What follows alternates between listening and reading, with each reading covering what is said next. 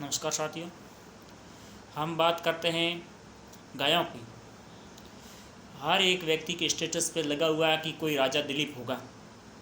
तो मैं आपको राजा दिलीप के बारे में बताना चाहता हूँ कि राजा दिलीप और उसकी पत्नी सुदक्षिणा एक बार कहीं जा रहे थे, तो बीच में कामधेनु गाय बैठी थी। तो कामधेनु गाय की उसने अपमान कर दिया, ध्यान नहीं रहा और इसलिए गाय को पार करके आगे चले गई। और उसके बाद राजा दिलीप के पुत्र नहीं हुआ। पुत्र नहीं होने के कारण राजा दिलीप गुरु वशिष्ठ के पास अपनी पत्नी सुदक्षिणा के साथ गया।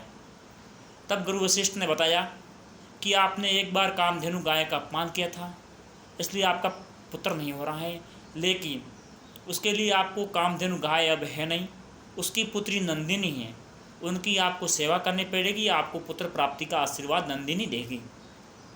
तो राजा दिलीप और उसकी पत्नी सुदक्षिणा नंदिनी गाय के पीछे पीछे 21 दिन लगातार चल रहे थे और 22वें दिन नंदिनी गाय ने उसकी परीक्षा लेनी चाहिए।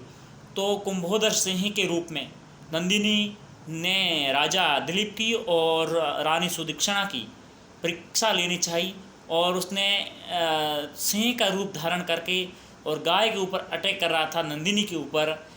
तो राजा दिलीप ने कहा कि आप मेरे को मार सकते हो, मेरे को खा सकते हो, लेकिन आप नंदिनी गाय को छोड़ दो।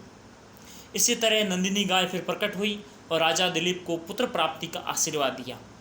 इसी तरह ये कहानी बहुत विस्तृत है, क्योंकि यह महाकवि कालिदास की रघुवंश नामक कथा में वर्णित है, जिसमें 31 रघुवंशी राजाओं का वर्णन किया हुआ है।